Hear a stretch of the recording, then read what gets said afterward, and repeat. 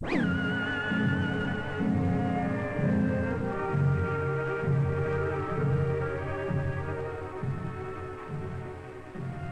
is a time when all young people feel the need for freedom to explore new horizons.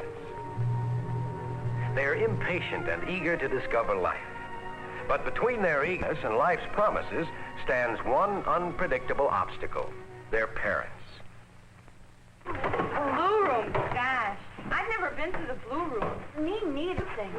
Bet no one in the whole class will think of going there after the dance. The blue room, gosh, that's the dreamiest idea I've heard yet. But count me out. You know how strict my father is. Parents are sure tough. I'm bound to get a battle out of mine. But let's try, all of us. Even you, Jane. It's worth a try. Ah, you guys have it easy. Parents are rougher on girls. They just don't understand. Well, what's the difference? They treat us all like babies. Yeah. Here are 6 young people complaining about their parents. Are parents hard to live with? Don't they understand the younger generation at all? Or does the young generation misunderstand parents? Well, I don't know what young people are thinking of these days. No discipline, no consideration, no sense of the value of money. Everything seems so old-fashioned to them. No sense of responsibility. Absolutely. You know, they get too much freedom, too much money. I used to think we had problems when Betty was little. Couldn't wait to see her grow. Oh, it's the old story. Little kids, little problems. Big kids, big problems. Apparently, somebody sees this question a little differently. Could it be that teenagers are hard to live with, too? Maybe there are 2 sides to the question. Let's follow Betty inside and get better acquainted with the Andersons. Mother! Guess who asked me to the class dance? Who? Jimmy Allen. Oh. I can go, can't I? Well, of course you can go. go. I'm so happy. See, and you thought you'd never break into the new crowd. I thought I was going to be that new girl forever. Jimmy's going to drive, and Jane and Mary and their dates are coming with us. And afterwards, Mother, we're going to the blue room. Everyone's going to die of envy. Oh, the blue room. That's that swanky place with the name band and the floor show. You know, Betty, I like your new friends. They're nice children. Children? And I know you're going to need a new dress, dear. Well, I don't know about the blue room afterwards, dear. But, Mother, I've got to go where the crowd goes. Well, let's wait and talk to Dad before we get so upset. I just heard his car drive up. He'll be in a minute. Hello, dear. Oh, Dad. Frank, I'm so glad you're home early. Guess what happened?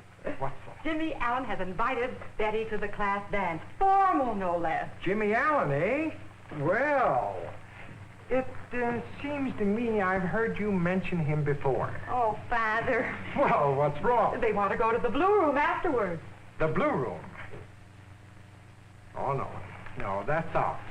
The class dance is all right, but no blue room. But, Father, I've got to go where the crowd goes. No, don't ever ask me out again. Now, Betty, it isn't as bad as all that. It is. It's worse. Betty's deeply hurt. From her point of view, her parents are being very hard. But from her parents' point of view, Betty is asking too much. It's an argument that can be solved only by compromise. But at Betty's age, it is difficult to accept compromise. Let's hear what Jimmy's father thinks about their plan to go to the blue room. Hi, Dad. Hello, son. Where are you going? Taking out a client. What's on your mind? Well, don't forget, you promised I could have the car for the class dance, Dad. I told the kids I'd drive. I won't forget. But you have to put in the gas. And you have to wash it.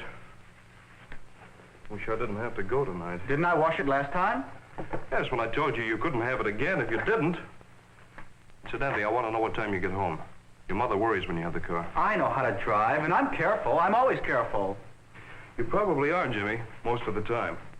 But you don't have to cause an accident to be in one. I saw a car last night with at least 10 kids jammed into it. Well, don't worry, Dad. There are only 6 of us. And 6 in Bill Swanson's car. Mm-hmm. Gee, Dad, why do you always have to act like a state's attorney when I want to borrow the car? Jimmy's revolt against his inquisitive father is genuine. Regardless of his father's reasons for asking so many questions, Jimmy resents it. Oh, but here they come. Let's listen. Are you going to come straight home after the dance, or are you taking the girls out for a bite to eat? Well, the real fun begins after the dance is over. Well, kids all want to go down to the Blue Room. The Blue Room? Mm-hmm. Down at the lake? Yeah? Why, that place will cost a fortune. Do you think I'm made of money? Well, gee, Dad, it's the big dance of the year. You gotta do something special. Well, that's why I've been saving my allowance. Oh, you have enough. Well, almost. I thought maybe you could lend me a little bit. Oh, you did. I supply the car, plus your allowance, and you expect me to let you have some more. Who's doing the courting, you or my pocketbook? When I was your age, $1 was a lot, and $5 was plenty for the junior prom. Well, things are different now. Besides, I'm only doing what the rest of the gang does. I'm sorry. You and your friends will have to think of something else to do. Something sensible. Jimmy and his father look at the question of using the car and spending money from different points of view. True, Jimmy needs an opportunity to prove that he can carry responsibility. But on the other hand, he's been negligent in the past. In different homes, different problems arise. Jane's date, Dick, thinks his greatest problem is his mother.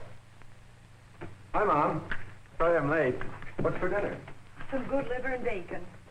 Warmed over, though. You're very late tonight. Anything happen at the store? Don't forget your vitamins. Oh, liver. Vitamin. Sounds like a doctor's prescription. Well, you should have liver at least once a week. You need vitamins, too. I know. You tell me that every day. Where's Pop? He had to go out on a call again. I wish you wouldn't work so hard, Dick. You have too full a schedule. I do not. I'm doing okay. Well, you're trying to do too much, Dickie. What with your job, your schoolwork, going out to parties and dances and seeing your friends, it's just too much for you. I wish you'd quit that job. Oh, Ma. I'm doing okay. Why do you worry all the time? I'm not a baby. Of course you're not, but you're not grown up either. Now do drink your milk. I wish you'd quit that job.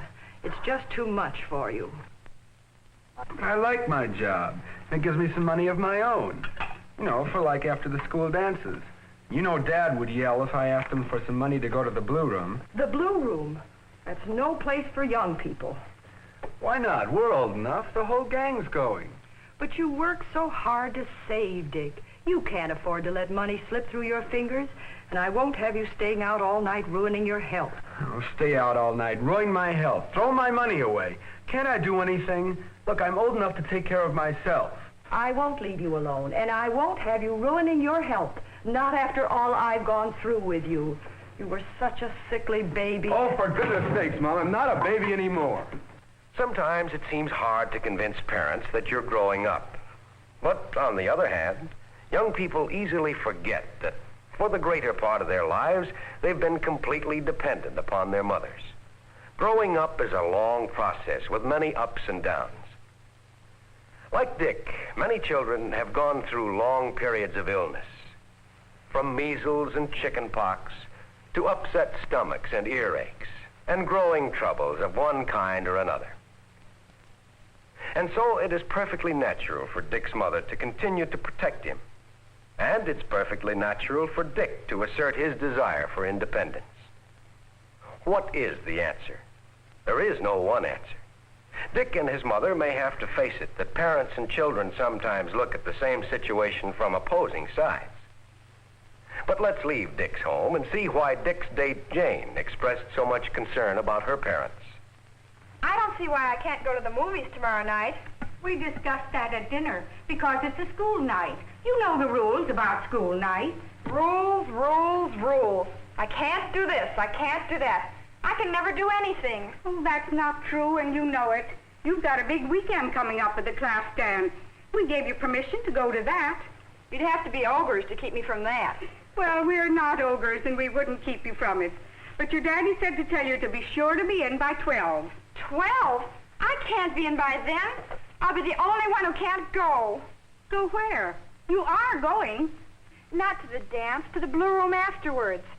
Remember the kids that came to my party last year? Well, we're all going together in 2 cars.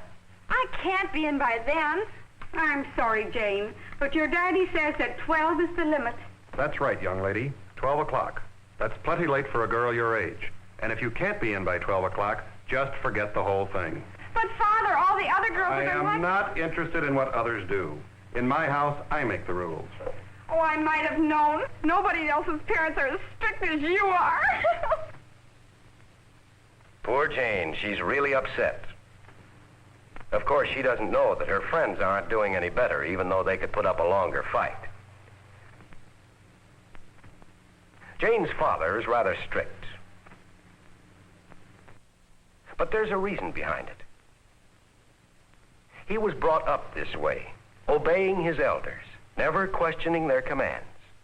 And he lived a happy and successful life. You can hardly blame him for trying to raise his family in the same spirit. But Jane resents it.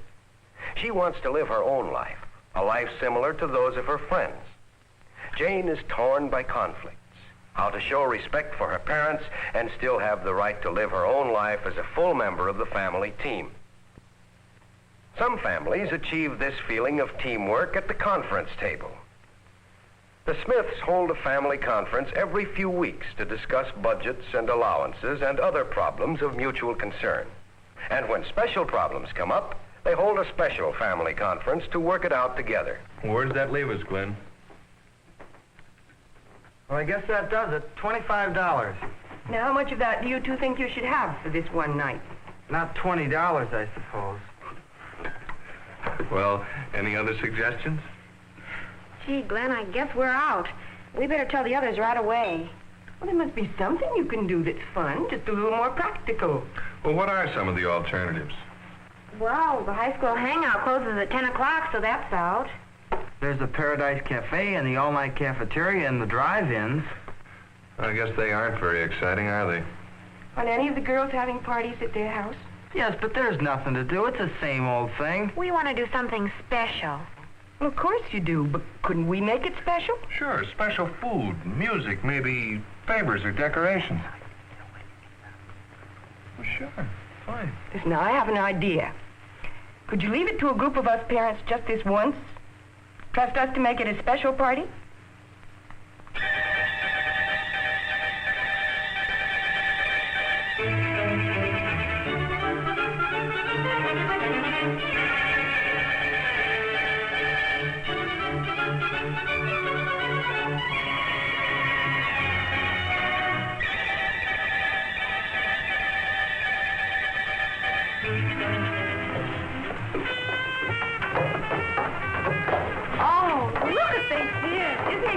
Gosh, the folks really fixed this place up. Not exactly the blue room. Not the blue room check to pick up either. Hey, this suits me fine. Me too. I could just hear my old man's groans as he went up the ladder. Just so he doesn't hear you call him old. Oh, they're not so old, really. But they're so unpredictable. Yes, unpredictable from Jane's point of view, just as she is from theirs. But once the young adults understand that their parents are people with habits, moods, and a right to live their own life, and when the parents realize how important it is for the young adults to manage their own affairs, then they can deal with each other as mutually respecting individuals. And their relationships will be healthier and happier.